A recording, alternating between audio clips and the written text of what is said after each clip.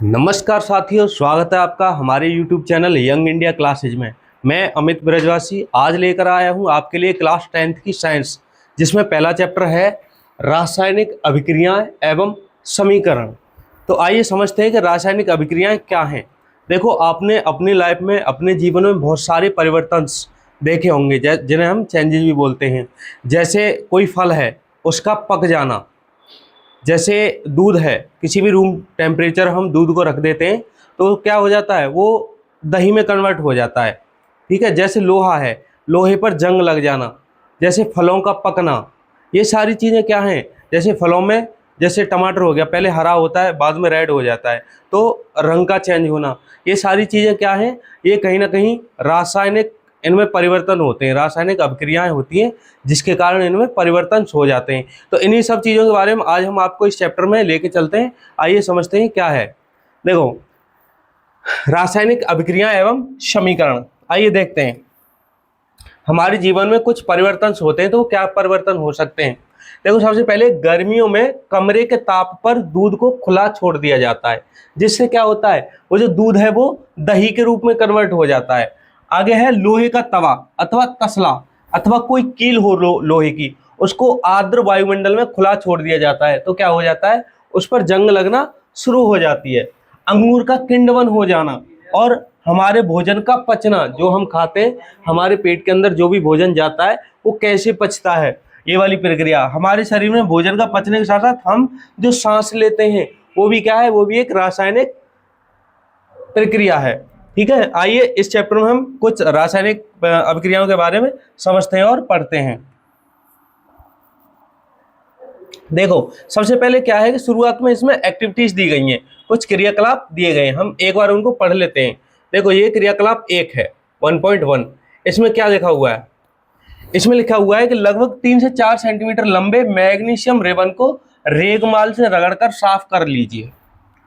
Second point में, इसे चिमटे से पकड़कर स्पिरिट लैंप या बर्नर से इसका दहन करिए तथा इससे बनी राख को वॉच ग्लास में इकट्ठा कर लीजिए, जैसा कि चित्र 1.1 में दिखाया गया है।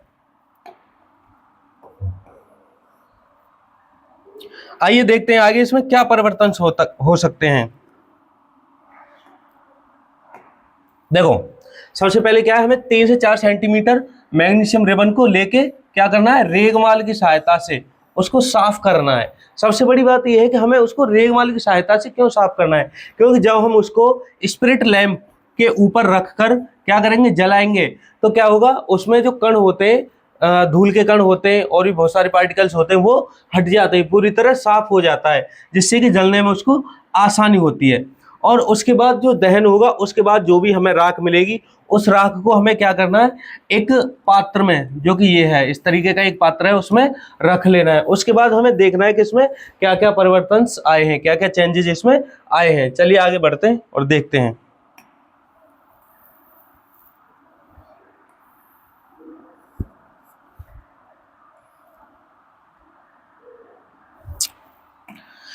देखिए, जब हमने मैग्नीशियम रिबन को स्पिरिट लैंप पर जलाया तो हमें क्या मिला। देखो, सबसे पहले हमें एक चमकदार श्वेत लौ दिखाई दी। क्या? चमकदार श्वेत लौ हमको दिखाई दी। कब? जब मैग्नीशियम रिबन को जलाया गया। ठीक है। उसके बाद जलने के बाद वो क्या हुआ, जो मैग्नीशियम रिबन था वो एक श्वेत चूर्ण में परिवर्तित हो गया। कैसा? एक श्वेत कलर का एक चूर्ण हो गया, जिसमें वो परिवर्तित हो गया और उसको हमने एक पात्र में रख लिया। राइट। अब क्या हुआ, यह मैग्नीशियम ऑक्साइड का चूर्ण है। वो चूर्ण जो निकला था वो कैसा बना, मैग्नीशियम ऑक्साइड का चूर्ण बना। और ये बना कैसे? वायु की उपस्थिति में, वायु की उपस्थिति में ऑक्सीजन तथा मैग्नीशियम के बीच जो अभिक्रिया हुई है, उस अभिक्रिया के कारण हमको क्या मिला, मैग्नीशियम ऑक्साइड का चूर्ण मिला। तो एक बात समझ में आई ना आपके, हमने क्या चीज ली, दो चीज ली थी। एक क्या था, एक था मैग्नीशियम Mg और दूसरा क्या था, ऑक्सीजन थी O2। इसमें क्या हुआ, इसमें रिएक्शन कराया गया तो हमको क्या प्राप्त हुआ, इसके जो रिजल्ट में हमको प्राप्त होगा वो मैग्नीशियम ऑक्साइड का चूर्ण।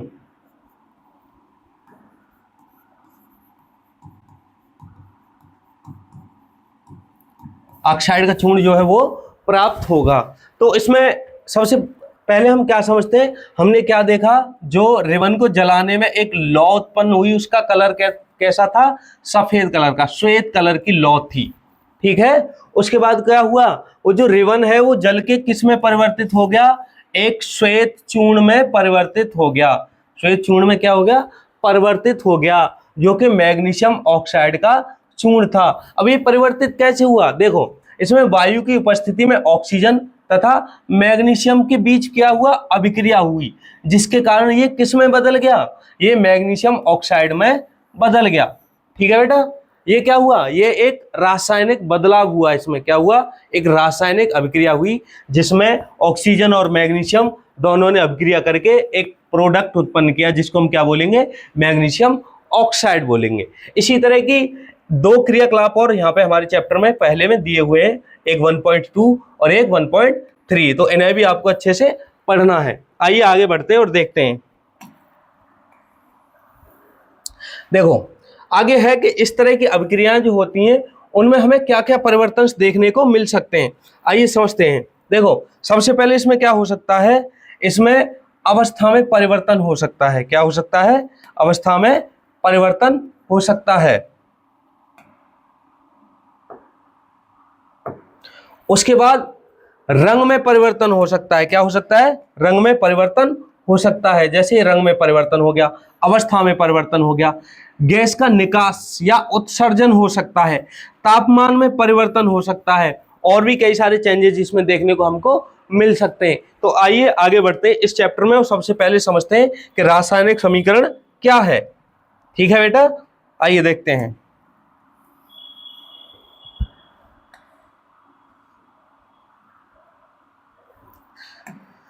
देखिए क्या है, रासायनिक समीकरण। अब रासायनिक समीकरण है क्या, देखो हमने दो चीजें देखी, क्या था, ऑक्सीजन थी, क्या था, ऑक्सीजन, और क्या था उसमें, मैग्नीशियम का रिबन था, क्या था, मैग्नीशियम का रिबन। जब उसको दहन किया गया, स्पिरिट लैंप के ऊपर उस रिबन को रख के जलाया गया, तो हमको क्या प्राप्त हुआ, मैग्नीशियम ऑक्साइड प्राप्त हुआ, क्या प्राप्त हुआ, मैग्नीशियम ऑक्साइड जो हमको प्राप्त हो रहा है। इसी प्रोसेस को हम क्या बोलेंगे, रासायनिक समीकरण के नाम से इसको क्या करेंगे, हम जानेंगे, क्योंकि ऑक्सीजन और मैग्नीशियम दोनों एक साथ मिलकर के रिएक्ट होकर के क्या बनाते हैं, मैग्नीशियम ऑक्साइड का निर्माण करते हैं। इसी को हम रासायनिक अभिक्रिया के रूप में क्या करते हैं, रिप्रेजेंट करते हैं। जैसे ये है, क्या है, मैग्नीशियम प्लस ऑक्सीजन, और इसके बाद हमें क्या प्राप्त हो रहा है, मैग्नीशियम ऑक्साइड प्राप्त हो रहा है, ठीक है बेटा। ये हो गया क्या, ये हो गया रासायनिक समीकरण। आइए समझते हैं कि रासायनिक समीकरण कितने प्रकार का होता है। यहाँ रासायनिक समीकरण को हम दो तरीके से रिप्रेजेंट कर सकते हैं। पहला है शब्द समीकरण, क्या है, शब्द समीकरण। आइए समझते हैं शब्द समीकरण क्या है। देखो जैसे अभी ये मैग्नीशियम था और ऑक्सीजन था, हमें रिएक्ट के बाद क्या मिला, मैग्नीशियम ऑक्साइड प्राप्त हुआ। इस ये जो समीकरण बना है, इसकी जो अभिक्रिया है उसको हम इनके नामों से रिप्रेजेंट कर रहे हैं। कैसे, इनके नामों से, ये मैग्नीशियम के से और ऑक्सीजन को ऑक्सीजन लिख रहे हैं सीधी, ठीक है। अभिक्रिया के बाद हमको क्या प्राप्त हो रहा है, मैग्नीशियम ऑक्साइड प्राप्त हो रहा है, जिसे हम शब्दों में लिख करके रिप्रेजेंट कर रहे हैं। तो इसको हम क्या बोलेंगे, इसको बोलेंगे हम शब्द समीकरण, ठीक है। और दूसरा होता है रासायनिक समीकरण। अब रासायनिक समीकरण क्या है, देखो आइए बढ़ते हैं आगे, थोड़ा सा और समझते हैं।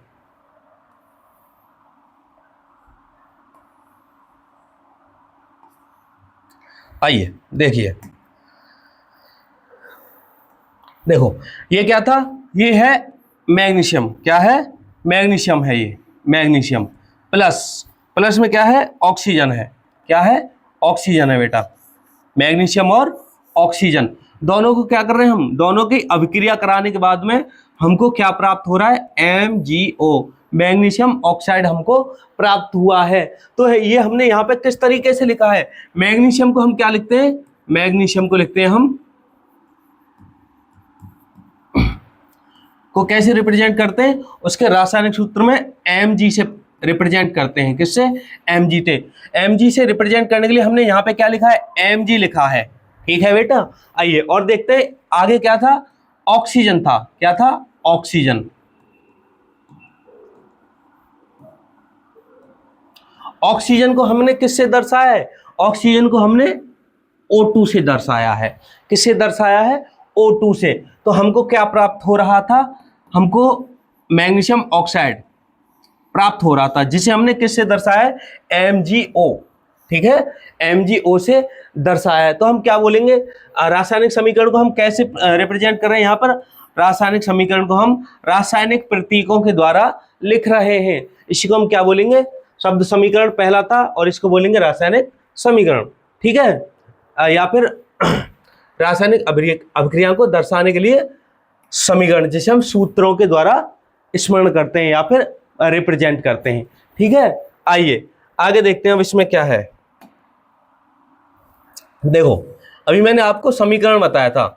अब जो भी समीकरण होता है उसमें दो पार्ट होते हैं। क्या होता है? दो पार्ट होते हैं। देखिए, मैंने अभी ये मैग्नीशियम और ऑक्सीजन की अभिक्रिया वाला ये पोर्शन आपको बताया था। एक ये हो गया, और दूसरा अभिक्रिया होने के बाद जो हमको प्राप्त हो रहा है दूसरा पोर्शन, वो हो गया।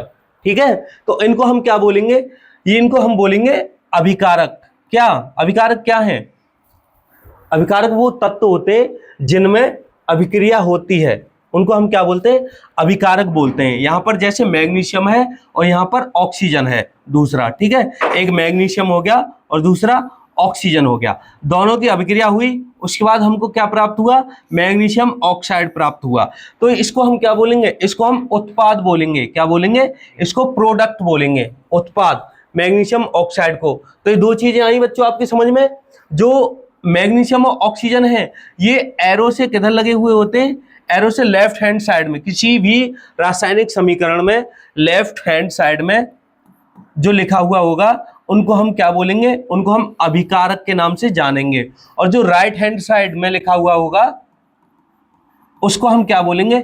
उसको हम उत्पाद बोलेंगे। किसी भी रासायनिक अभिक्रिया में उत्पाद किधर होता है? राइट हैंड की तरफ होता है, और अभिकारक किधर होता है? लेफ्ट हैंड की तरफ होता है। तो ये चीजें बच्चों आई आपकी समझ में।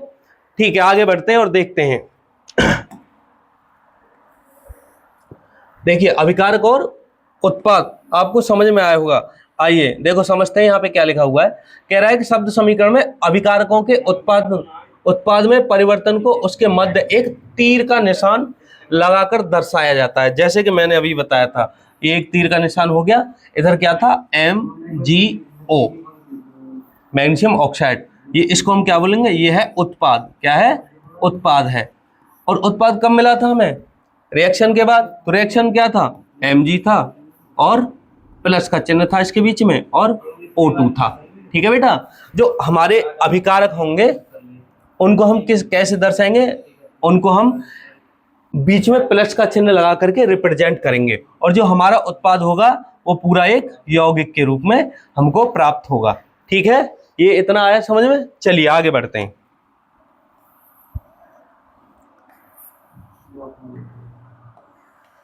देखो, अब बात आती है संतुलित समीकरण के महत्व की। किसकी बात आती है? समीकरण को संतुलित करने का क्या महत्व है। आइए देखते हैं क्या लिख के बता रहा है। कह रहा है कि द्रव्यमान के संरक्षण का नियम, आपने सुना ही होगा। क्या होता है द्रव्यमान के संरक्षण का नियम? देखो, सीधी सी बात है, इसमें लग रहा है किसी भी रासायनिक अभिक्रिया में द्रव्यमान का ना तो निर्माण हो सकता है और ना ही विनाश हो सकता है। सरल भाषा में बताएं तो ये कह रहा है किसी भी रासायनिक अभिक्रिया है, उसके जो उत्पाद होते हैं, उनके जो तत्व होते हैं, उनका कुल जो द्रव्यमान होता है वो अभिकारकों के तत्व के द्रव्यमान के बराबर होता है। आया समझ में? जैसे मैंने अभी बताया था आपको, क्या लिखाया था मैंने लिखाया था यहाँ पे मैग्नीशियम प्लस ऑक्सीजन था। ठीक है बेटा, और इसमें हमको क्या मिल रहा था? MgO मिल रहा था। ठीक है, आया समझ में? तो यहां देखो, इसका जो परमाणु संख्या है Mg का कितना है? 1 है। और ऑक्सीजन का परमाणु संख्या कितना है? यहां कितना है? 2 है। ठीक है, और इधर देखते हैं क्या है? MgO। ठीक है बेटा, इधर कितना कितना है? सबका 1 है। ठीक है, तो हम क्या करेंगे? इसको संतुलित करने के लिए इसमें 2 से यहाँ पे क्या कर देंगे? गुणा कर देंगे। क्या कर देंगे? गुणा कर देंगे, क्योंकि लेफ्ट हैंड साइड के एटम्स और राइट हैंड के साइड के एटम्स जो है वो बराबर होने चाहिए। यही क्या है? द्रव्यमान के संरक्षण का नियम है। ठीक है, आइए समझते हैं आगे इसको, एक बार इस इक्वेशन से देखते हैं। देखो, जैसे एग्जांपल के लिए हमने एक ये समीकरण लिया। क्या है?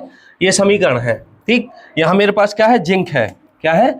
जिंक है और सल्फ्यूरिक अम्ल है। जिंक, जिंक के बाद सल्फ्यूरिक अम्ल।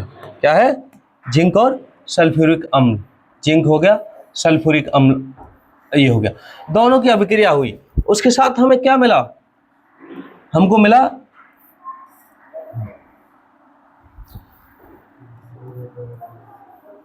देखो, हमें क्या मिला?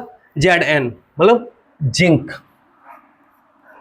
ठीक है, और ये सल्फ्यूरिक अम्ल में से हमको SO4 सल्फर डाइऑक्साइड मिली। और ये क्या हो गया? हाइड्रोजन गैस अलग हो गई। क्या हो गया? हाइड्रोजन गैस अलग हो गई। तो ये अभिकारक थे, ये इधर उत्पाद हुए। राइट, आइए देखते हैं अब इसमें क्या है। देखो, क्या है? Zn, इसका एटम जो नंबर है वो 1 हो गया। ठीक है, प्लस में हाइड्रोजन, हाइड्रोजन के किसने हैं? 2 एटम है। और सल्फर डाइऑक्साइड कितने हैं? 4 हैं। ठीक है, अब उत्पाद में देखते हैं। Zn का 1, SO का 4 प्लस हाइड्रोजन का 2। ठीक है, तो आइए देखते हैं क्या है। 4 ऑक्सीजन के 4, सल्फर का 1 ही इधर है, हाइड्रोजन के 2, हाइड्रोजन के 2 और जिंक का 1। यहां पर क्या है? जिंक का 1। तो क्या है? जो लेफ्ट हैंड साइड है वो किसके बराबर है? राइट हैंड साइड के एटम्स का जो नंबर है उसके बराबर है। तो इसको हम क्या बोलेंगे? हमारा जो समीकरण है वो संतुलित है। ठीक है बेटा, क्या है? हमारा जो समीकरण है वो पूरी तरह से संतुलित है। आइए आगे देखते हैं, आगे इस चैप्टर में है क्या। देखो, रासायनिक अभिक्रिया एवं समीकरण, ये बताया गया है। अभी आपको जो मैंने एक समीकरण बताया था उसके बारे में बताया गया है। क्या है? जो जिंक था उसका कितना था? परमाणु जो संख्या थी, एटम नंबर 1 था। किधर? अभिकारक में। और उत्पाद में कितना था? उत्पाद में भी 1 था। ठीक है, हाइड्रोजन जो थी उसका एटम नंबर 2 था। किधर? अभिकारक में। और उत्पाद में भी 2 है। अब आते हैं सल्फर पे। सल्फर का भी 1 है। कहाँ? अभिकारक में। और उत्पाद में भी 1 है। और ऑक्सीजन पे आते हैं। ऑक्सीजन का अभिकारक में भी 4 था और उत्पाद में भी 4 है। तो क्या है? लेफ्ट हैंड साइड और राइट हैंड साइड दोनों क्या है? बराबर है। इसलिए हम क्या बोलेंगे इसको? हमारा जो समीकरण है वो पूरी तरह संतुलित है। ठीक है, आइए आगे बढ़ते हैं। देखो, यहाँ पे कुछ नियम बताए गए, कुछ चरण बताए गए हैं कि हम किस तरीके से समीकरण को क्या कर सकते हैं? संतुलित कर सकते हैं। आइए देखते हैं क्या है। देखो, आयरन, चलो फाइनल पे देखते हैं हम। ठीक है, ये आपको दर्शा के बना गया है। क्या है? इसमें विभिन्न चरणों के द्वारा समझाया गया है कि किस तरीके से हम किसी भी समीकरण को संतुलित कर सकते हैं। देखिए, पहले चरण में क्या है कि रासायनिक समीकरण को संतुलित करने के लिए सबसे पहले प्रत्येक सूत्र के चारों ओर एक बॉक्स बनाना है, जैसे कि ये बन रहे हैं। और उसके बाद समीकरण को संतुलित करते समय बॉक्स के अंदर कुछ भी परिवर्तन नहीं करना है। ठीक, दूसरे में क्या दे रहा है? सेकंड स्टेज पे दे रहा है कि असंतुलित समीकरण में उपस्थित विभिन्न तत्वों के परमाणु की संख्या की सूची बना लें, जैसे कि ये बनाई गई है। ठीक है, अब इसमें क्या बनाया गया है?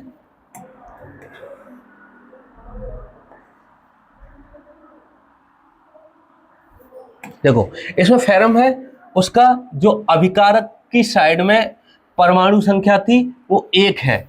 और उत्पाद की साइड में जो परमाणु संख्या है क्या है? 3 हो गई।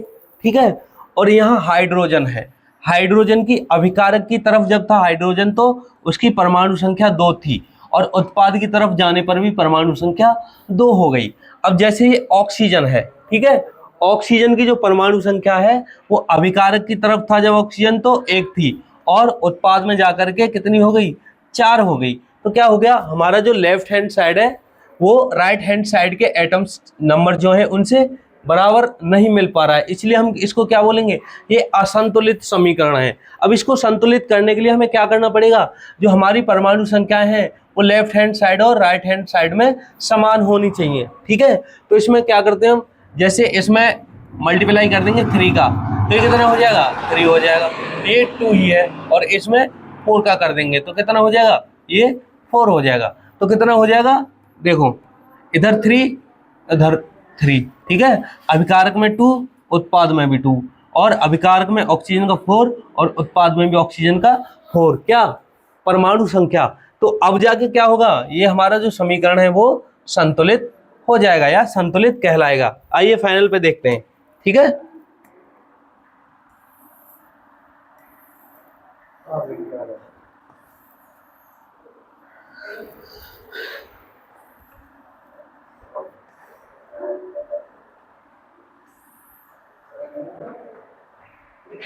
देखो अंतिम चरण ये है, इसमें क्या लिख रहा है, देखो पहले हमारे पास क्या था, Fe था, क्या था, Fe प्लस H2O था, ठीक है। और हमें उत्पाद के रूप में क्या मिला, क्योंकि ये क्या है, ये है हमारे अभिकारक, क्या है, अभिकारक।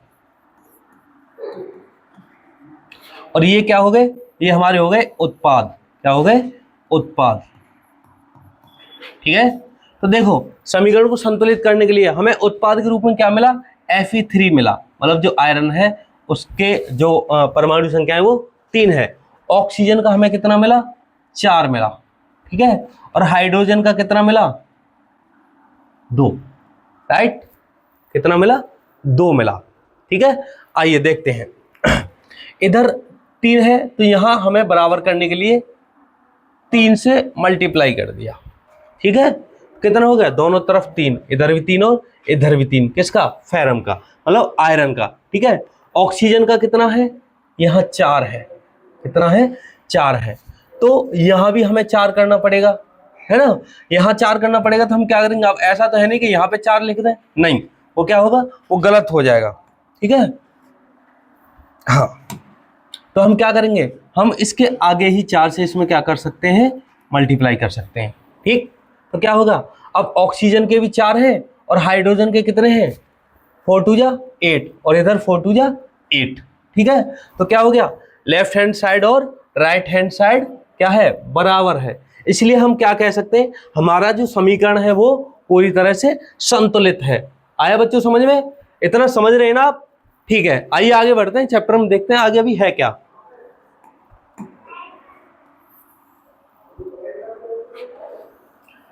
देखो अब 7th स्टेज पे एक बात आपको देखने को मिलेगी, ये कह रहा है कि भौतिक अवस्थाओं के संकेत लिखना, क्या कह रहा है, भौतिक अवस्थाओं के संकेत लिखना।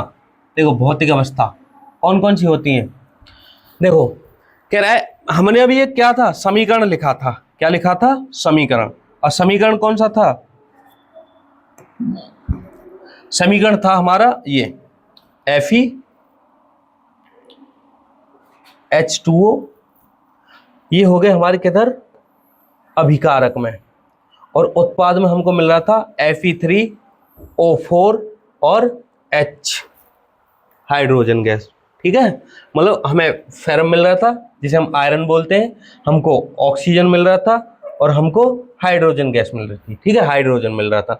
तो आइए हम इसकी भौतिक अवस्थाओं से इसको क्या कर सकते हैं, रिप्रेजेंट करते हैं कि जो हमें उत्पाद में मिला है या फिर जो हमारे अभिकारक हैं वो किस तरीके हैं, ठीक है, किस तरीके के हैं। आपने देखा होगा कि इसमें लिखा हुआ है कि क्या है कि समीकरण से हमें अभिकारकों तथा उत्पादों की भौतिक अवस्था के बारे में भी ज्ञान होना जरूरी है। अब हम लिखते कैसे हैं, देखो रासायनिक समीकरणों को अधिक सूचनापूर्ण बनाने के लिए अभिकारकों तथा उत्पादों के रासायनिक सूत्र के साथ उनकी भौतिक अवस्था को भी दर्शाया जाता है। किसको, भौतिक अवस्था को दर्शाया जाता है। भौतिक अवस्था कौन कौन सी होती है, कि क्या अभिकारक या उत्पाद गैस है या लिक्विड है या एक्वेटिक है या सॉलिड है, ठीक है, मतलब जलीय है या फिर गैस है या फिर ठोस है या फिर तरल है, किस तरीके का है ये जो हमारा, या तो अभिकारक या उत्पाद। इन सब को दर्शाने के लिए हम क्या कर सकते हैं, उनकी भौतिक अवस्थाओं को भी साथ में किसके समीकरण के साथ में रिप्रेजेंट करने के लिए लिखते हैं। ठीक है, आइए समझते हैं आगे कैसे लिखे जाते हैं ये।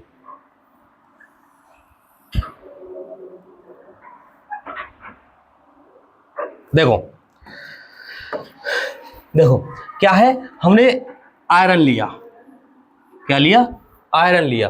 तो आयरन कैसा होता है आपको पता है, लोहा ठोस होता है। ठीक है, इसलिए इसके आगे हमने क्या लिख दिया, एच लिख दिया। क्या लिख दिया, ये एच लिख दिया। एच किसको रिप्रेजेंट करेगा, ये दर्शाएगा सॉलिड को। किसको, सॉलिड मतलब ठोस को। ठीक है, तो क्या ये जो हमारा तत्व वो कैसा है, ठोस है। आगे है हमारा एच, क्या है, H2O, क्या है, H2O। तो इसमें जो H है ये हाइड्रोजन गैस है, और O है ये कैसा है, ये ऑक्सीजन गैस है। कैसी, हाइड्रोजन गैस। और ये है, ये क्या है, ऑक्सीजन गैस। कैसी है, ऑक्सीजन गैस। ठीक, तो इसलिए इसके सामने हमने क्या लिखा है, G को लिखा है। ठीक, G किसको रिप्रेजेंट करती है, गैस को करती है। किसको, गैस को।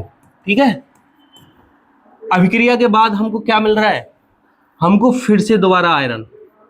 ठीक, कैसा है आयरन, और ये ऑक्साइड मिल रहा है। ठीक है, तो ये हमको किस रूप में मिल रहा है, ये हमको सॉलिड के रूप में मिल रहा है। कैसा, ठोस मिल रहा है। कैसा, ठोस। इसलिए हम इसके आगे क्या लिख देंगे, एस लिखते हैं। क्या, ऐसे रिप्रेजेंट हम इसको करते हैं, जिससे कि हमको ये मालूम पड़ जाए, ये पता चल जाए कि ये हमारा जो तत्व या यौगिक मिला है वो कैसा है, ठोस है, द्रव है, या गैस है, या तरल है। ठीक है, इसलिए हमने इसके आगे क्या लिख दिया, एस लिखा है। एस से हमको ये पता चल गया कि ये जो हमारा यौगिक है वो ठोस है। और आगे हमको H2 मतलब हाइड्रोजन मिला। तो हाइड्रोजन हमारा क्या है, गैस है, इसलिए हमने हाइड्रोजन के आगे G लिख दिया। G से क्या दर्शाया कि ये चीज क्या है, गैस है। तो आई बेटा समझ में कि भौतिक जो अवस्थाएं हैं वो किस तरीके से रिप्रेजेंट की जाती हैं, या लिख करके कैसे इनको दर्शाया जाता है। ठीक, आइए और आगे समझते हैं थोड़ा सा।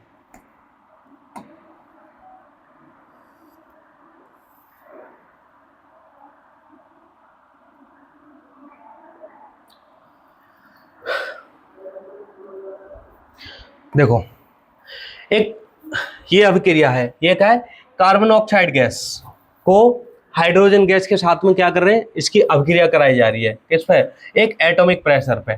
ठीक है, तो हमको क्या मिल रहा है, हमको मिल रहा है CH3OH। ठीक, CH3OH मतलब मैथेन हाइड्रोक्साइड। ठीक है, तो आइए आगे है क्या, 6CO कार्बन डाइऑक्साइड। ये क्या है, ये जलीय है, एक्वाटिक है। कैसा है, जलीय। Plus 12H2O। ठीक, ये कैसा है, ये लिक्विड है। ठीक है, और ये कैसा मिला, ये भी लिक्विड हमको मिला है।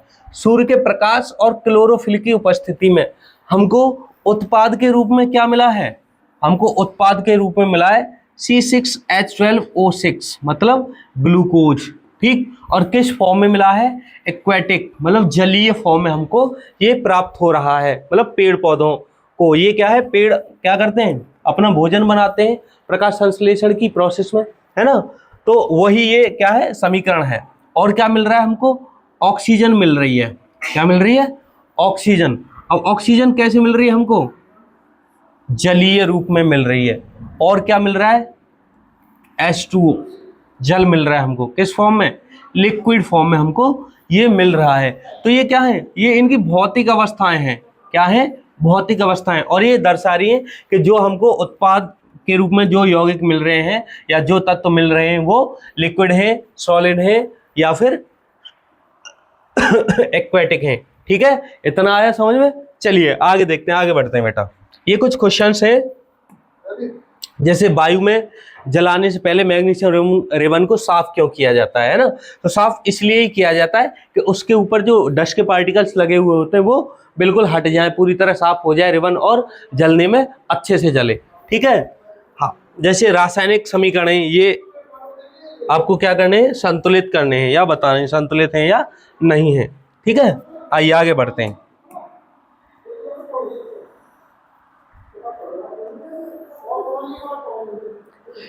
ये क्लास के बाद में हम अलग से एक क्लास लेंगे जिसमें सारे क्वेश्चंस आपको देखने को मिलेंगे, ठीक है।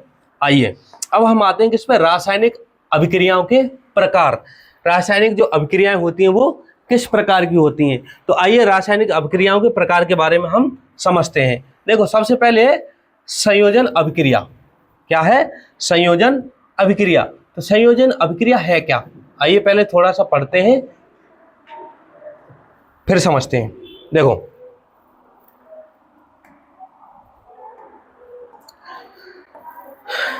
कह रहा है कि ये एक क्रियाकलाप है, एक्टिविटी है। इसमें क्या दे रखा है, एक बीकर लिया है, उसमें कैल्शियम ऑक्साइड तथा भुजा हुआ चूना मिलाया है, धीरे धीरे जल को मिलाया गया है। उसके बाद बीकर को स्पर्श मतलब टच करके देखा गया है, देखते हैं क्या प्रतीत होता है, ठीक है। कह रहा है कि कैल्शियम ऑक्साइड जल के साथ तीव्रता से अभिक्रिया करके बुझे हुए चूने का निर्माण करके अधिक मात्रा में ऊष्मा उत्पन्न करता है। क्या कर रहा है? अधिक मात्रा में ऊष्मा का उत्पन्न होना। मैंने आपको चैप्टर की शुरुआत में ही बताई थी कि टेम्परेचर जो होता है वो घट सकता है या बढ़ सकता है, तो टेम्परेचर का परिवर्तन तो वो ही यहाँ पे आपको देखने को मिल रहा है। कैल्शियम ऑक्साइड क्या है, जल के साथ तीव्रता से अभिक्रिया कर रहा है और बुझे हुए चूने को का क्या कर रहा है, निर्माण कर रहा है, जो कि अधिक मात्रा में ऊष्मा का उत्पन्न करता है, ठीक है। समीकरण के जरिए हम इसको क्या कर सकते हैं, देखते हैं। देखो क्या है, CaO सॉलिड फॉर्म में है। क्या है? कैल्शियम ऑक्साइड को हम सॉलिड फॉर्म में ले रखा है और इसके साथ हमने क्या ऐड किया है, H2O लिक्विड फॉर्म में जल को हमने ऐड किया है। और हमको उत्पाद के रूप में क्या मिला है, देखो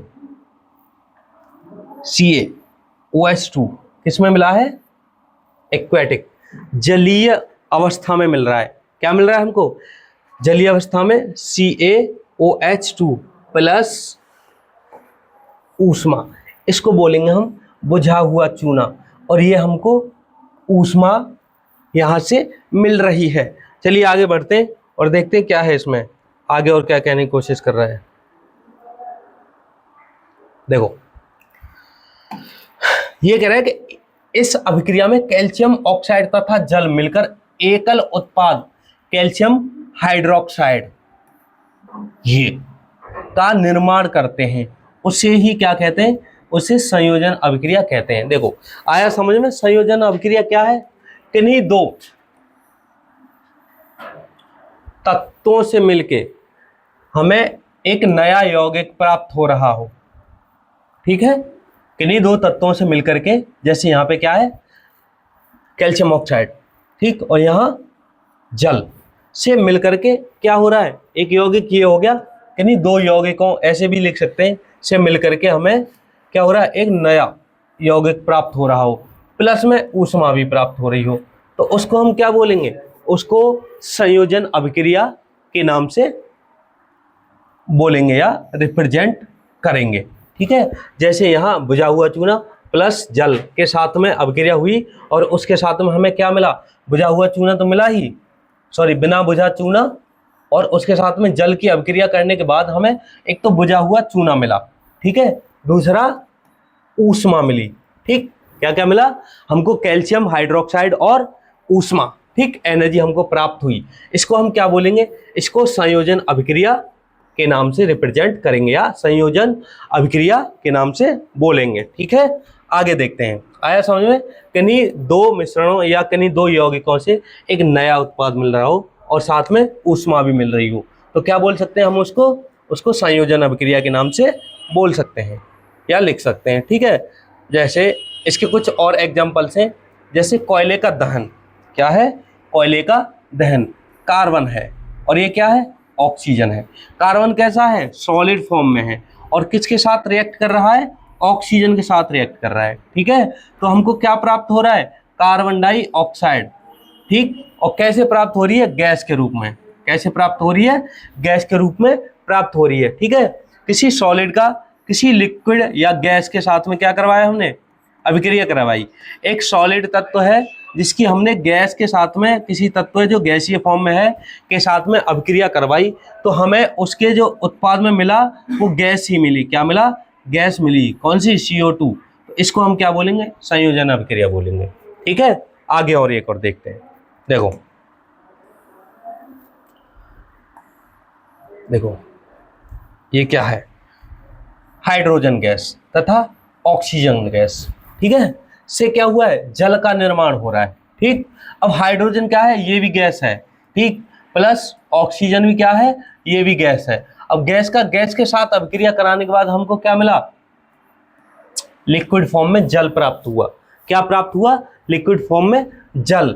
अब इसका जो समीकरण है वो संतुलित करने के लिए इसमें 2 से गुणा कर दिया गया है, जिससे कि हाइड्रोजन और ऑक्सीजन के जो परमाणु हैं वो समान रहे, किधर, लेफ्ट हैंड साइड और राइट हैंड साइड। ठीक है बेटा, आया इतना समझ में। आइए समझते हैं अब क्या है संयोजन अभिक्रिया। कह रहा है कि सरल शब्दों में कहे तो 2 या 2 से अधिक पदार्थ, तत्व या यौगिक, 2 या 2 से अधिक पदार्थ, तत्व या यौगिक संयोग करके, मतलब अभिक्रिया करके या आपस में मिल करके एकल उत्पाद का निर्माण करते हैं। किसी सिंगल प्रोडक्ट का क्या करते हैं, निर्माण करते हैं। जैसे यहाँ हाइड्रोजन गैस और यहाँ ऑक्सीजन गैस, दोनों ने अभिक्रिया करी और हमको एकल उत्पाद, सिंगल प्रोडक्ट क्या मिला, जल मिला। क्या मिला, H2O हमको प्राप्त हुआ उत्पाद के रूप में। इसी को हम क्या बोलेंगे, संयोजन अभिक्रिया बोलेंगे। क्या बोलेंगे, संयोजन अभिक्रिया। कब, जब 2 या 2 से अधिक पदार्थ, तत्व या यौगिक संयोग करके एकल उत्पादन, ठीक है, का निर्माण करते हैं, तो क्या बोलते हैं, संयोजन अभिक्रिया के नाम से इसको हम बोलेंगे। ठीक है, आइए आगे देखते हैं। देखो एक क्रियाकलाप है 1.4, उसमें क्या दिखाया गया है, उसमें दिखाया गया है कि अधिक मात्रा में ऊष्मा उत्पन्न हुई है। क्या हुई है, अधिक मात्रा में ऊष्मा उत्पन्न हुई है। इससे अभिक्रिया का जो मिश्रण है वो गर्म हो गया था। क्या हो गया था, ऊष्मा उत्पन्न होने से अभिक्रिया का मिश्रण गर्म हो गया, जिससे अभिक्रिया में उत्पाद के निर्माण के साथ साथ ऊष्मा भी उत्पन्न हुई। क्या हुआ, देखो मिश्रण गर्म हुआ, गर्म होने के साथ साथ एक तो उत्पाद का निर्माण तो हुआ ही, ठीक है, और क्या हुआ, उत्पाद के निर्माण के साथ साथ ऊष्मा भी उत्पन्न हुई। क्या हुई थी, ऊष्मा भी उत्पन्न हुई थी। कब, जब हमने बिना बुझे चूने को किसके साथ में हमने ऐड किया था, देखो बिना बुझे चूने को हमने, अभी दिखाते हैं,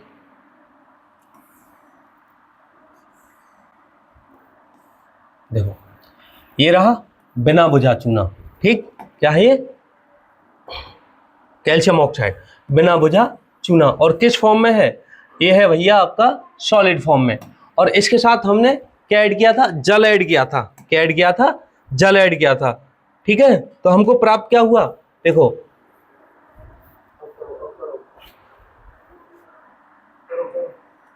बिना बुझा चूना और जल, ये सॉलिड फॉर्म में था और ये लिक्विड फॉर्म में था। ठीक, तो जब हम इन दोनों का संयोजन कराया, मतलब इन दोनों के साथ में हमने अभिक्रिया कराई, तो हमको देखने को क्या मिला,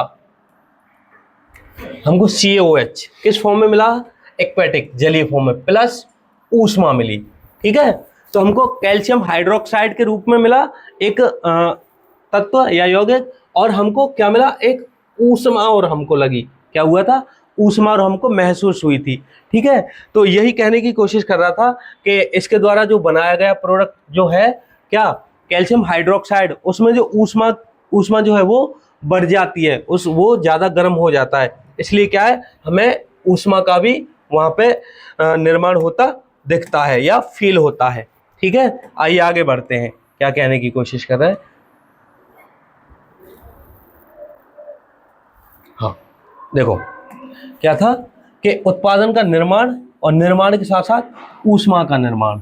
ठीक है, इस जो अभिक्रिया है इसको हम क्या बोलेंगे, ऊष्माक्षेपी रासायनिक अभिक्रिया। क्या बोलेंगे, ऊष्माक्षेपी रासायनिक अभिक्रिया। क्या, ऐसी अभिक्रिया जिसमें किन्हीं 2 तत्वों यौगिकों के बीच में क्या होता है संयोग होता है, और उससे हमें क्या मिलता है, एक तो उत्पादन में कुछ मिलता है, उत्पाद मिलता है, प्लस में ऊर्जा भी मिलती है या ऊष्मा भी मिलती है।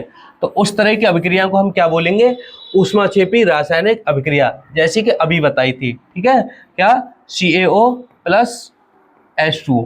ठीक, 2 यौगिक थे, इसमें क्या हो रहा था, इसमें अभिक्रिया के बाद हमको क्या मिल रहा था, Ca, ठीक है, और OH, प्लस में क्या मिल रहा था हमको, हाइड्रोजन गैस और ऊर्जा, सॉरी ऊर्जा मिल रही थी, ऊष्मा। ठीक, तो इस वाली क्वेश्चन को क्या बोलेंगे हम, इस वाले समीकरण को बोलेंगे ऊष्माक्षेपी रासायनिक अभिक्रिया। ठीक है, या ऊष्माक्षेपी समीकरण। ठीक है, आइए देखते हैं कुछ और एग्जांपल्स हैं इसमें।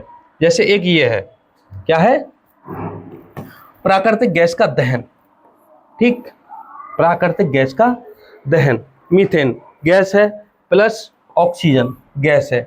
ठीक है, दोनों की अभिक्रिया में क्या मिल रहा है हमको, एक मिल रहा है कार्बन डाइऑक्साइड गैस के रूप में उस पर उत्पन्न हो रही है, और H2O जल मतलब हाइड्रोजन गैस और ऑक्सीजन गैस का मिश्रण है, ये गैस के रूप में प्राप्त हो रहा है और हमको ऊष्मा प्राप्त हो रही है, क्या, ऊर्जा प्राप्त हो रही है। तो इसको हम क्या बोलेंगे, इसको हम ऊष्माक्षेपी रासायनिक अभिक्रिया ही बोलेंगे।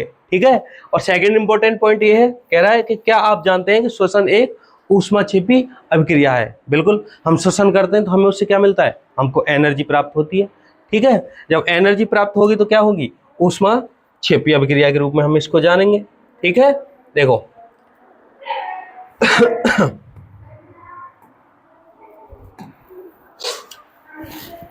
ये बता रहा है कि जब जीवित रहने के लिए हमें ऊर्जा की आवश्यकता होती है तो यह ऊर्जा हमें भोजन से प्राप्त होती है। सबको पता है जो कुछ भी हम खाते हैं उससे हमें ऊर्जा ही प्राप्त होती है। ठीक है, पाचन क्रिया के समय खाद्य पदार्थ छोटे छोटे टुकड़ों में टूट जाते हैं, जैसे चावल हो गए, आलू हो गए, ब्रेड, कार्बोहाइड्रेट्स। ठीक है, ये कार्बोहाइड्रेट्स क्या करते हैं, टूट जाते हैं ग्लूकोज में, छोटे छोटे ग्लूकोज में टूट जाते हैं, और छोटे छोटे ग्लूकोज में टूटने के बाद जो हमारे शरीर की कोशिकाएं होती हैं उसमें उपस्थित ऑक्सीजन में मिल करके क्या करते हैं, हमको ऊर्जा प्रदान करते हैं। क्या करते हैं, ऊर्जा प्रदान करते हैं। इसलिए क्या है, श्वसन जो है उसको भी हम क्या बोलेंगे, एक ऊर्जाक्षेपी अभिक्रिया बोलेंगे। ठीक है, जैसे ये इक्वेशन है।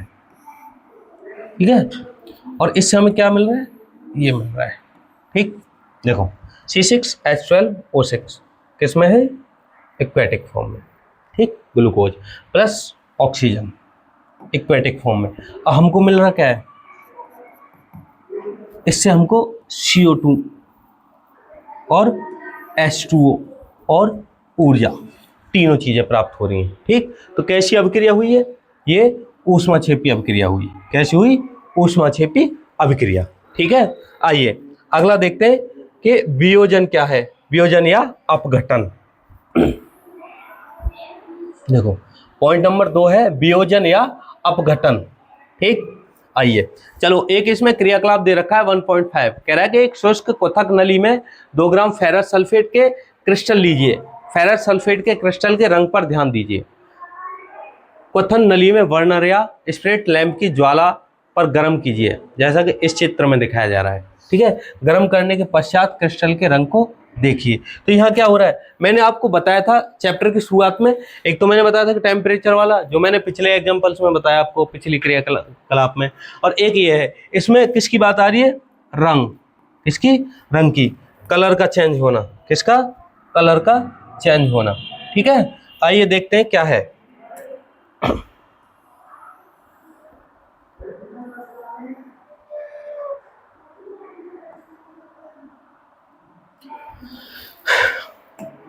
देखो फेरस सल्फेट को गर्म करने पर हमको क्या मिल रहा है, फेरस ऑक्साइड मिल रहा है, और सल्फर डाइऑक्साइड मिल रहा है, और सल्फर ट्राइऑक्साइड मिल रहा है।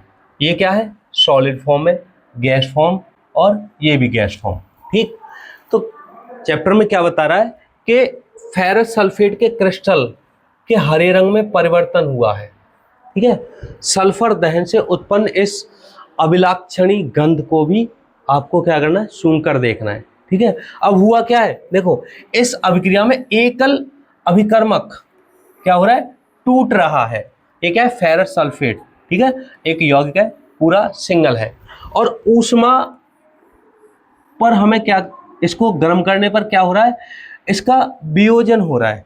ठीक है, मतलब ये टूट रहा है, एक से अधिक तत्वों में ये क्या हो रहा है, टूट रहा है। तो हमको क्या मिला, इसके वियोजन पे हमको मिला फेरिस ऑक्साइड। ठीक, और सल्फर डाइऑक्साइड गैस और सल्फर ट्राइऑक्साइड गैस हमको प्राप्त हुई। ठीक है, समझ गए बच्चों, ये एक यौगिक है और इसके वियोजन पर, मतलब इसको तोड़ने पर हमें 3 चीजें प्राप्त हुई। कौन कौन सी? फेरस ऑक्साइड, सल्फर डाइऑक्साइड और सल्फर ट्राई ऑक्साइड। ये दोनों गैसों के रूप में और ये सॉलिड के रूप में हमको प्राप्त हुआ। ठीक, इसी को क्या बोलेंगे? इसी को हम वियोजन अभिक्रिया बोलेंगे या वियोजन बोलेंगे। ठीक है, जैसे क्या कह रहा है कि अभिक्रिया में एक अभिकर्मक ये टूटकर छोटे छोटे उत्पाद प्रदान करता है। छोटे छोटे 1, 2 और 3 उत्पाद हमको इससे प्राप्त हुए हैं। तो इसी अभिक्रिया को क्या बोलेंगे? इसको बोलेंगे हम वियोजन अभिक्रिया। क्या बोलेंगे? वियोजन अभिक्रिया। ठीक है, आइए आगे समझते हैं। देखो, एक एग्जांपल ये है। ये कह रहा है कैल्शियम कार्बोनेट, जिसे हम चूना पत्थर भी बोलते हैं, उसको गर्म करने पर हमको क्या प्राप्त हुआ है? हमको कैल्शियम ऑक्साइड सॉलिड फॉर्म में और कार्बन डाइऑक्साइड गैसीय फॉर्म में प्राप्त हो रहा है। ठीक, ये क्या है? एक एकल अभिकर्मक है। एकल अभिकर्मक है। गर्म करने पर हमको क्या प्राप्त हुआ? 2 चीजें प्राप्त हो गई। कितनी? 2 चीजें।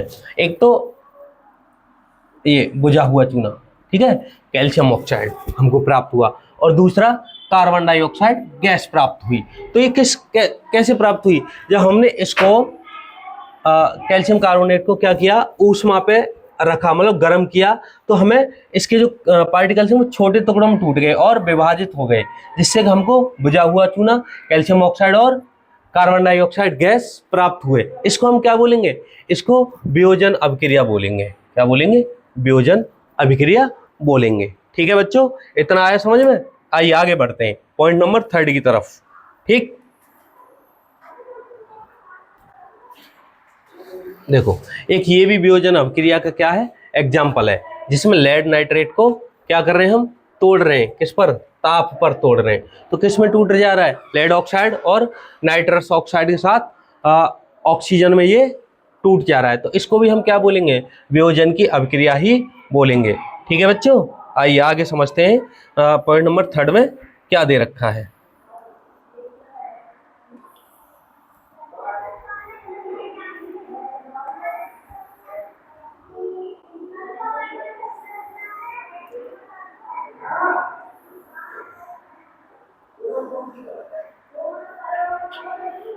हाँ जी, ये क्रियाकलाप दे रखा था। ठीक है, क्रियाकलाप का ही यहाँ पे क्या है? एक समीकरण है जिसमें लिखा हुआ है सिल्वर क्लोराइड। क्या है? सिल्वर क्लोराइड को जब हम सूर्य के प्रकाश में रखते हैं तो इसमें अभिक्रिया होती है। ठीक, हाँ, तो इसमें हमें सिल्वर अलग और क्लोराइड अलग अलग प्राप्त होता है। क्लोराइड गैस के रूप में और सिल्वर सॉलिड के रूप में हमको क्या होता है? प्राप्त होता है। ठीक, आइए ऐसे ही ये है, क्या है? नीचे वाली अभिक्रिया सिल्वर ब्रोमाइड को जब हम सूर्य के प्रकाश में रख के अभिक्रिया कराते हैं तो हमको क्या प्राप्त होता है? सिल्वर अलग और ये ब्रोमाइड अलग हमको दिखता है। ब्रोमीन गैस हमको क्या क्या होता है? इसमें से प्राप्त होती है। ठीक, ये चांदी और ब्रोमीन गैस हमको प्राप्त होती है। तो क्या है? ये भी एक वियोजन अभिक्रिया है। ठीक है बच्चों, क्या है? वियोजन अभिक्रिया। आइए एक चीज और कह रहे हैं कि ऊपर दी गई अभिक्रिया का उपयोग श्याम श्वेत फोटोग्राफी में किया जाता है। ठीक, किसका? श्याम श्वेत। श्याम श्वेत को क्या बोलेंगे? Black, black and white photography.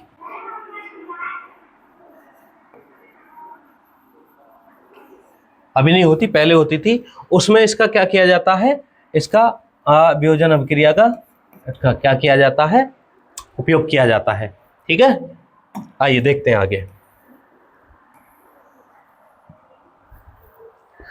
देखो, कुछ प्रश्न हैं इनसे रिलेटेड, तो इनको जब हम प्रश्न का सेशन कराएंगे उसमें आपको देखने को मिलेगा। तीसरा पॉइंट है विस्थापन अभिक्रिया। क्या है? विस्थापन अभिक्रिया। आइए समझते हैं विस्थापन अभिक्रिया है क्या चीज। ठीक है, एक क्रियाकलाप दे रखा है, इसको पढ़ना है। पढ़ने के बाद तुलना करनी है किससे? इसका जो नीचे लिखा हुआ है,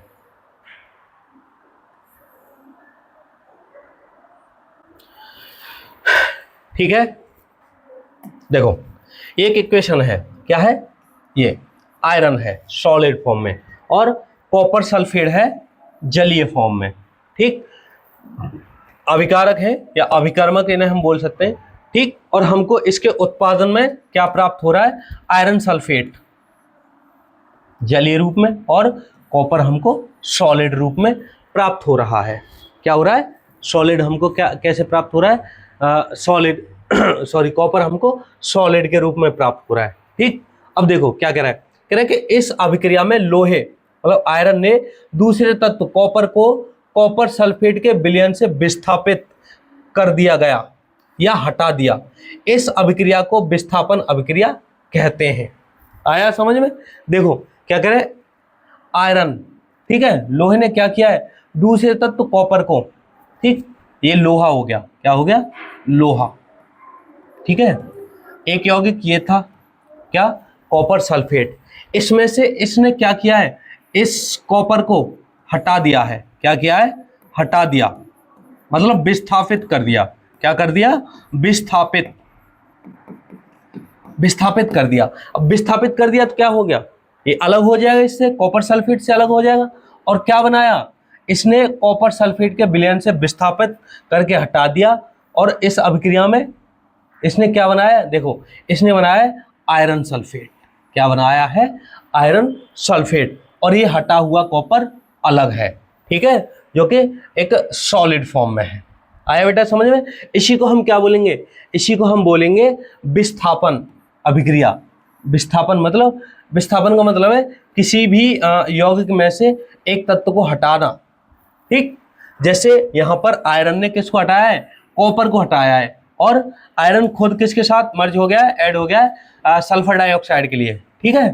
तो ये यहाँ पे इन्होंने आयरन सल्फेट बना लिया और कॉपर को अलग कर दिया है, ठीक। इसी को हम बोलेंगे विस्थापन अभिक्रिया, ठीक है। आइए समझते हैं आगे के एग्जांपल्स, ठीक है। देखो एक ही एग्जांपल है, क्या है, जिंक है, ठीक। कॉपर सल्फेट के साथ में क्या करा है, इसको ऐड किया है, ठीक। और उत्पादन में हमें क्या मिला, जिंक सल्फेट मिला और कॉपर अलग मिला। तो जिंक ने क्या कर दिया है, जिंक ने कॉपर को हटा दिया है और यहां पर जिंक ने जिंक सल्फेट का निर्माण किया है, किसके साथ, सल्फर डाइऑक्साइड के साथ मिलकर के जिंक सल्फेट का निर्माण किया है और कॉपर को अलग कर दिया है, ठीक है। ऐसे यहाँ पे ये क्या है, सीसा है, ठीक, पीबी सीसा। और ये क्या है, इसकी अभिक्रिया हो रही है किसके साथ में, इसके साथ में कॉपर क्लोराइड के साथ में, किसके साथ में, कॉपर क्लोराइड। और शीशे को हम जब एक साथ मिला करके अभिक्रिया कराते हैं तो क्या बनता है, हमको लेड क्लोराइड देखने को मिलेगा। क्या, लेड क्लोराइड हमको देखने को मिलेगा और कॉपर का विस्थापन मिलेगा। कॉपर अलग होता हुआ आपको दिखाई देगा, कहाँ, उत्पादन में। तो क्या समझ में आया, लेड ने क्या किया है, कॉपर का विस्थापन किया है और क्लोरीन के साथ में मिलकर लेड क्लोराइड बनाया है और कॉपर को विस्थापन करके अलग कर दिया है, ठीक है। इसी को हम क्या बोलेंगे, विस्थापन अभिक्रिया बोलेंगे, ठीक है, ठीक। किसी तत्व द्वारा किसी एक यौगिक के साथ अभिक्रिया करके क्या करना, कॉपर को अलग करना, ठीक, या एक तत्व को अलग करना और अपना एक अलग यौगिक बना देना, क्या कहलाएगा, विस्थापन कहलाएगा, ठीक है। अब आते हैं द्विविस्थापन पे, किस पे, द्विविस्थापन। देखो द्विविस्थापन क्या है, चलिए समझते हैं एग्जाम्पल को देख के।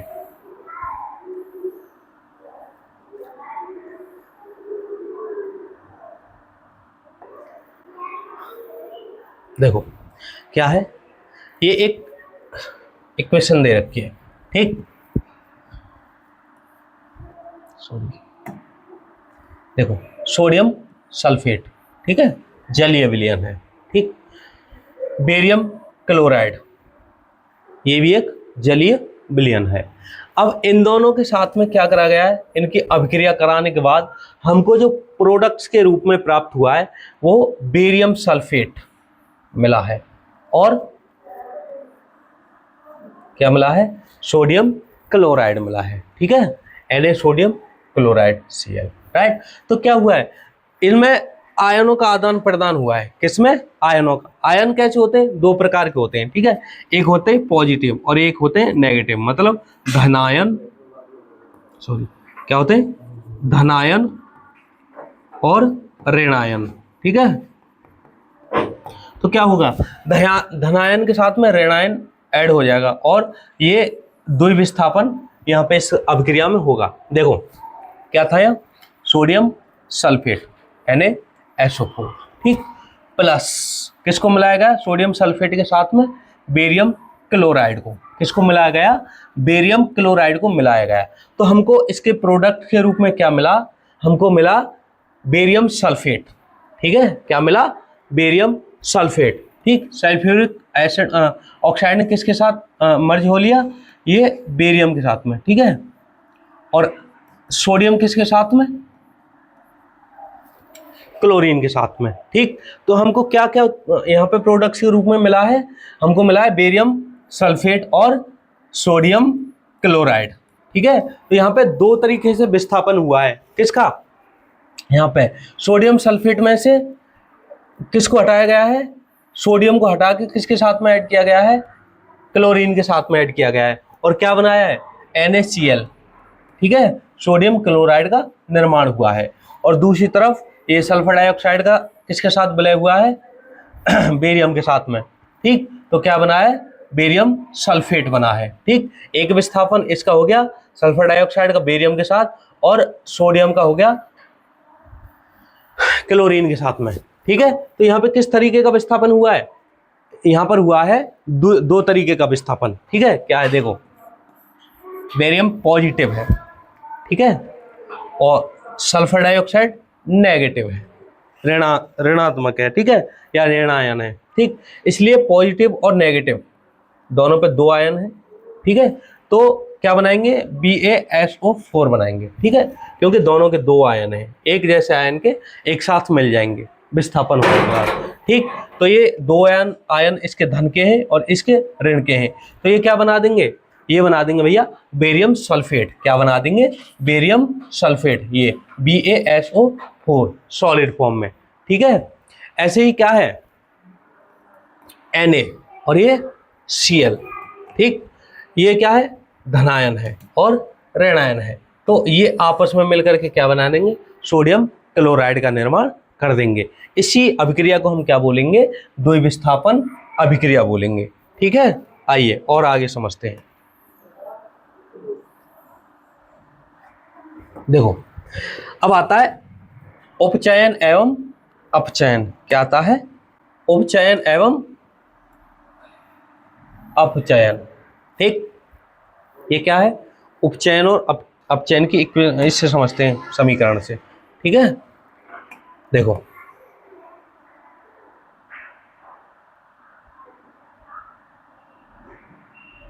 उपचयन और अपचयन, एक क्रियाकलाप दे रखा है 1.11 मतलब 1.11, कह रहा है कि चाइना की डिश में 1 ग्राम कॉपर का चूर्ण लेकर उसे गर्म करिए और देखते हैं क्या मिलता है, ठीक है। कह रहा है कि कॉपर चूर्ण की सतह पर कॉपर ऑक्साइड की काली परत चढ़ जाती है, यह काला पदार्थ क्यों बना, ठीक। यह है कॉपर ऑक्साइड, कॉपर में ऑक्सीजन के योग से बना, ठीक।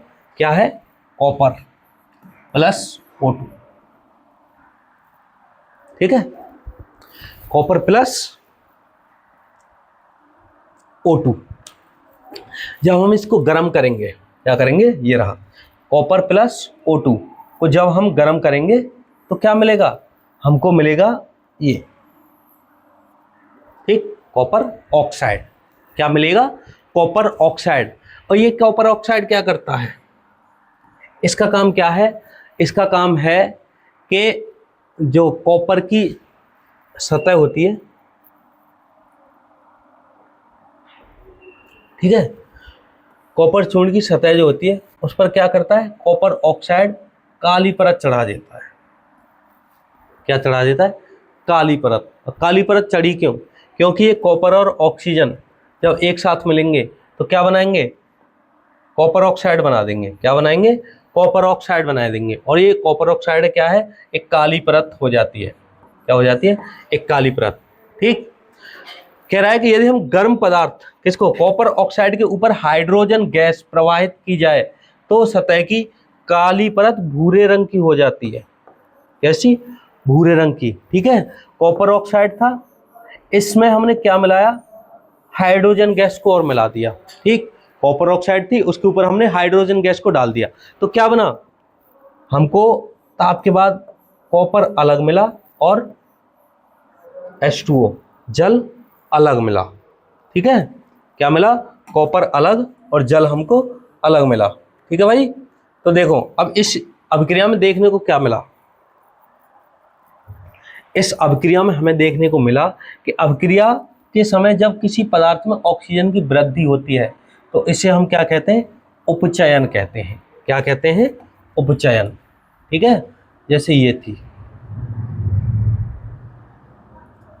ये थी, देखो पदार्थ में ऑक्सीजन की वृद्धि को क्या बोलेंगे हम, उपचयन बोलेंगे। ठीक है, क्या था ये, कॉपर था, कॉपर में क्या ऐड हुआ, ऑक्सीजन ऐड हुआ, तो हमको क्या मिला, यहाँ पे क्या मिला, कॉपर ऑक्साइड मिला। क्या मिला, कॉपर ऑक्साइड मिला।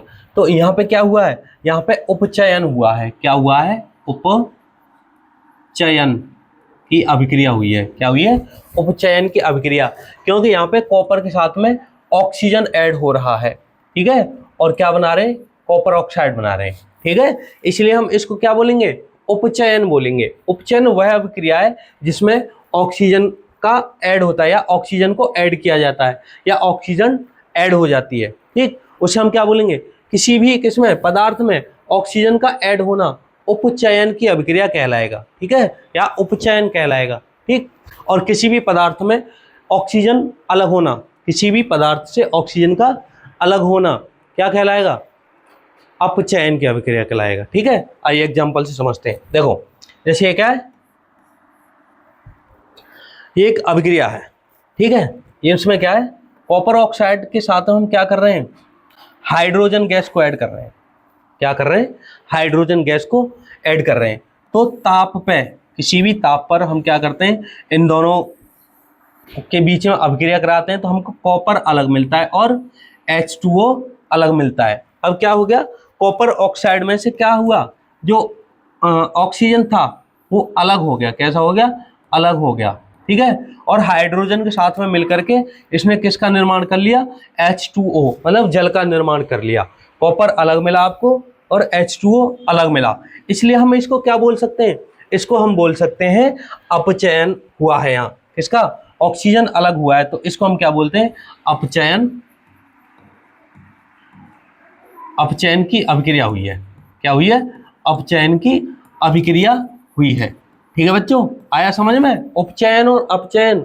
उपचयन ये किसी भी पदार्थ के साथ में ऑक्सीजन का मिलना उपचयन कहलाएगा, और किसी भी पदार्थ के साथ, जैसे हाइड्रोजन के साथ में ये सल्फर ऑक्साइड क्या कर रही है, मिल रही है, तो इसमें से ऑक्सीजन अलग हो जा रही है। मतलब कहने का मतलब ये है, किसी भी पदार्थ में अभिक्रिया करते समय ऑक्सीजन का अलग हो जाना क्या कहलाएगा, अपचयन कहलाएगा। ठीक है, जैसे इसमें CuO प्लस H2O की अभिक्रिया में कॉपर हमको क्या मिल रहा है, अलग मिल रहा है, और हमको ये जो जल है ये अलग मिल रहा है। तो क्या हुआ, इसमें से ऑक्सीजन अलग होके हाइड्रोजन के साथ मिलके जल बना दिया और कॉपर अलग हो गया, इसलिए इसको हम क्या बोलेंगे, अपचयन।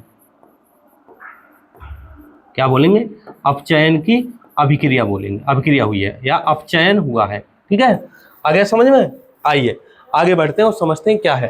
ठीक है, चलो भाई देखो थोड़ा सा और समझते हैं इसको। ठीक है, देखो कह रहा है कि कॉपर ऑक्साइड में ऑक्सीजन का ह्रास हो रहा है, इसलिए यह अपचयित हुआ है। जैसा कि मैंने अभी बताया था, ये क्या है, कॉपर ऑक्साइड है, इसमें ये ऑक्सीजन है और यहाँ ये हाइड्रोजन गैस। हाइड्रोजन गैस के साथ में क्या हो रहा है, ऑक्सीजन मिलके H2O बना रहा है। ठीक है, तो कॉपर ऑक्साइड में से ऑक्सीजन निकल गई। ठीक है, और क्या बचा, सिर्फ कॉपर ही बचा। तो इसको हम क्या बोलेंगे, इसको बोलेंगे अपचयन की अभिक्रिया, राइट। और दूसरा क्या है, यहाँ हाइड्रोजन है, हाइड्रोजन के साथ में ऑक्सीजन ऐड हो गई, किसमें से, कॉपर ऑक्साइड में से ऑक्सीजन निकल के हाइड्रोजन के साथ में ऐड हो गई, तो इसने क्या बनाया है, इसने H2O मतलब जल का निर्माण किया है, किसका, जल का निर्माण। इसलिए क्या कहेंगे कि यहाँ पे ऑक्सीजन मर्ज हुई है, इसलिए उसको उपचयन की अभिक्रिया बोलेंगे, या उपचयन हुआ है ऐसा बोलेंगे, ठीक है। अच्छा, एक है रेडॉक्स अभिक्रिया, के रेडॉक्स किसको बोलते हैं, उपचयन अभिक्रिया या अपचयन अभिक्रिया को ही रेडॉक्स बोलते हैं, ठीक है। आइए देखते हैं इसके एग्जांपल्स क्या हैं, ठीक है।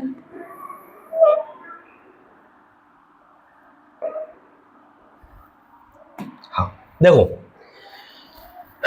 ZnO जिंक ऑक्साइड के साथ में हमने किसको मिलाया है, कार्बन को मिलाया है, ठीक, क्या, जिंक ऑक्साइड के साथ में कार्बन को मिलाया है, किसको, कार्बन को मिलाया है। तो हमें क्या हुआ है, इसकी जब हमने अभिक्रिया कराई तो हमें जिंक अलग मिला है, क्या मिला है, जिंक अलग मिला है और कार्बन ऑक्साइड अलग मिला है, ठीक है। तो हम जिंक की जो अभिक्रिया मिलाई है, हमको जिंक अलग मिला है, इसको क्या बोलेंगे, इसको बोलेंगे हम अपचयन,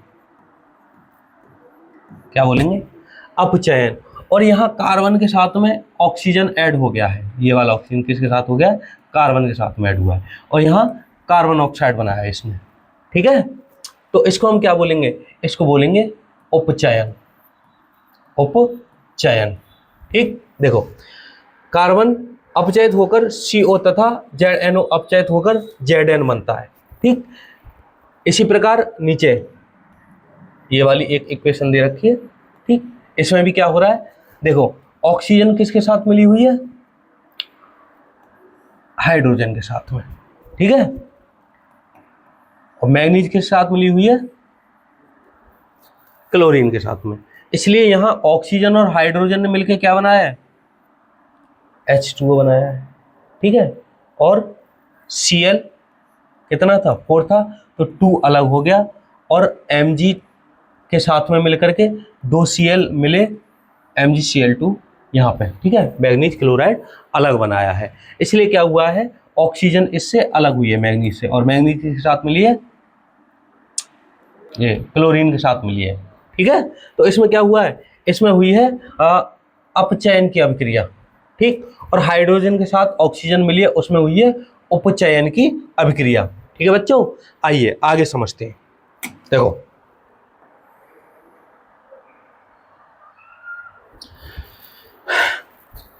कह रहा है कि ऊपर के उदाहरणों के आधार पर हम कह सकते हैं कि यदि किसी अभिक्रिया में पदार्थ का उपचयन तब होता है जब उसमें ऑक्सीजन की वृद्धि या हाइड्रोजन का ह्रास होता है, ठीक है।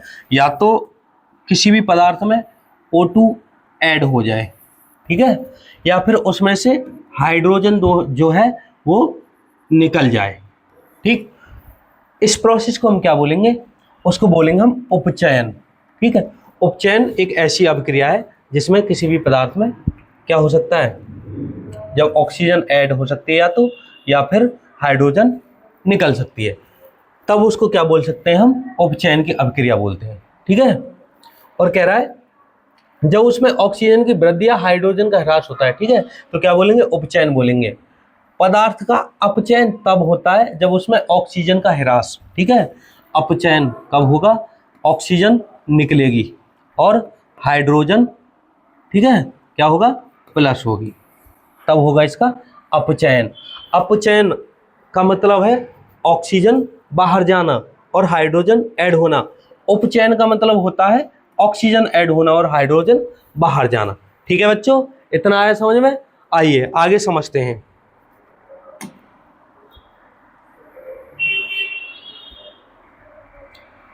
देखो ये क्या है, संक्षारण, क्या है, संक्षारण, ठीक है। अब संक्षारण है क्या, देखो जैसा कि बताया गया है कि लोहे की बनी नई वस्तुएं कैसी होती हैं, चमकीली होती हैं। आपने लोहे की वस्तुएं बिल्कुल जब नई बनती हैं तो कैसी, चमकदार होती हैं। ऐसे ही चांदी की चमकदार होती हैं, ठीक है, सिल्वर कॉपर सारी चीज़ें जब नई होती हैं मोस्टली चमकदार होती हैं। और धीरे धीरे उनकी चमक जो है क्या हो जाती है, डल होना शुरू हो जाती है या फिर कम हो जाती है, या फिर उनकी जो चमक है वो चमक नहीं रहती। ठीक है, तो उसमें कौन सी अभिक्रिया होती है, क्या होता है उसमें, उसी के बारे में हम आप लोग इसमें अभी बताएंगे आपको। ठीक है, देखो कह रहा है कि जब लोहे की कोई बनी हुई वस्तु नई होती है तो क्या होती है, चमकीली होती है। ठीक है, लेकिन कुछ समय बाद उन पर लालिमा युक्त भूरे रंग की एक परत चढ़ जाती है। क्या हो जाता है, एक भूरे रंग की परत, ब्राउन रंग की एक लेयर इस पर चढ़ जाती है। अब इस प्रक्रिया को लोहे पर जंग लगना कहते हैं। क्या बोलेंगे, लोहे पर जंग लगना। ठीक है, कुछ अन्य धातुओं में ऐसे ही परिवर्तन आपको देखने को मिलेंगे, जैसे चांदी के आभूषण हम बनवा लेते हैं। ठीक है, तो कई बार वो काली पड़ जाती है ऊपर से। जैसे तांबा के पात्र हो या फिर कोई चीज हो, जैसे बर्तन हो, तो क्या हो जाते हैं, ऊपर से लगभग हल्के हल्के ग्रीन ग्रीन टाइप के हो जाते हैं। ठीक है, आदि पर चढ़ने वाली परत के रंग ध्यान से देखेंगे तो क्या होगा, धातुओं के आसपास हमको क्या मिलेंगे, अम्ल अम्लता आदि के संपर्क में आने से ये धातुएं कैसी हो जाती हैं, संक्षारित हो जाती हैं। कैसी हो जाती हैं, संक्षारित हो जाती हैं, जिस कारण उनका जो एक्चुअल कलर है वो नहीं दिखता है और उनका बदला हुआ कलर दिखता है। जैसे लोहे पर जंग लगना, क्या है, लोहे पर जंग लगना। क्या हुआ है, लोहे पर जंग लगी है, किसके कारण, संक्षारण की प्रोसेस हुई है उसमें। ठीक है, जैसे चांदी, ठीक है, चांदी का काला पड़ना। ठीक है भाई, जैसे ये तांबा है, क्या है, तांबा। ठीक, तांबा भी कई बार काला पड़ जाता है, या हरे रंग की एक परत उस पर चढ़ जाती है, जिसके कारण क्या होता है, इनका जो वास्तविक रंग है वो नहीं दिखाई देता है। ठीक है, तो इसी प्रोसेस को हम, इसी प्रक्रिया को क्या बोलेंगे, संक्षारण की प्रक्रिया बोलेंगे। क्या बोलेंगे, संक्षारण की प्रक्रिया बोलेंगे।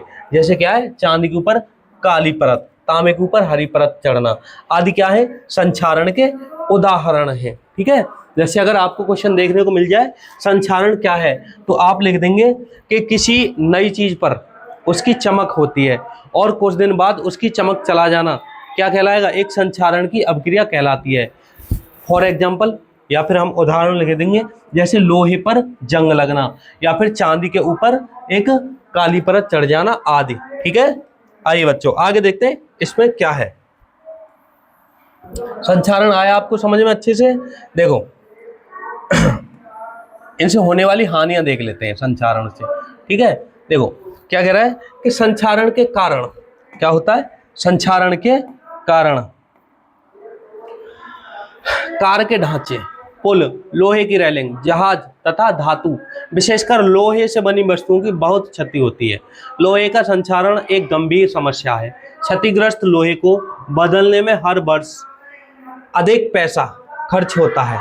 ठीक है, जैसे कोई लोहे का पुल हो गया, सपोज दैट मेरी साइकिल है, क्या है, मेरी साइकिल है। अब मैं उस साइकिल को क्या करता हूँ, डेली चलाता हूँ। ठीक है, पहले मैंने उसकी रिम ली थी और फ्रेम लिया था तो वो बिल्कुल न्यू था, उस पर बिल्कुल कलर और चमक आ रही थी।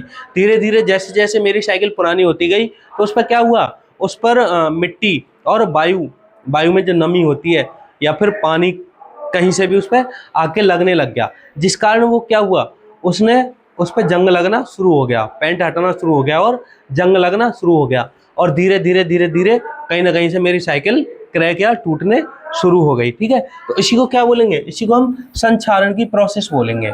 ठीक है, संक्षारण की प्रक्रिया बोलेंगे। जैसा कि ये एग्जाम्पल आपको देखने को मिले हैं, जैसे कार के ढांचे, जैसे पुल हो गए, लोहे की रेलिंग हो गई और जहाज हो गए और धातुएं हो गई। विशेषकर लोहे से बनी हुई जो धातुएं हैं वो जल्दी ही जंग के संपर्क में आ जाती हैं, इस कारण ये क्या होती हैं, क्षतिग्रस्त हो जाती हैं। ठीक है, तो इसी प्रोसेस को हम क्या बोलेंगे, संक्षारण की प्रक्रिया बोलेंगे या फिर संक्षारण बोलेंगे। ठीक है, आइए आगे एक और है, क्या है, विकृत गंधिता। क्या है बेटा, विकृत गंधिता। देखो विकृत गंधिता क्या है, हम लोग बहुत सारी खाने पीने के आइटम्स हैं जिनको हम मार्केट से लेते हैं। ठीक है, पैकेट में लेते हैं, तो ऐसा तो है नहीं कि वो आज ही हमें तल के पैकेट में डाले हों और हम उनको ले आए हों, ऐसा नहीं है। हम क्या करते हैं, उन चीज़ों को हमारी जो इंडस्ट्रीज हैं, फूड इंडस्ट्रीज हैं, उनको कई महीने पहले उनको क्या करती हैं, निर्मित करती हैं या बनाती हैं। फिर उनका प्रोसेस चलता है पैकिंग का। अब पैकिंग हम करते हैं तो उनमें क्या होना है, वायु का जो आना जाना है, ठीक है, आदान प्रदान वायु का है वो रोकना चाहिए। और मोस्टली कहें तो उसमें ऑक्सीजन का जो आदान प्रदान है वो रोकना चाहिए, जिससे कि वो खराब होने से चीज़ें बच सकें और लंबे समय के लिए हम उनको प्रिजर्व करके रख सकें, जो कि भविष्य में हमारे काम आ सकें।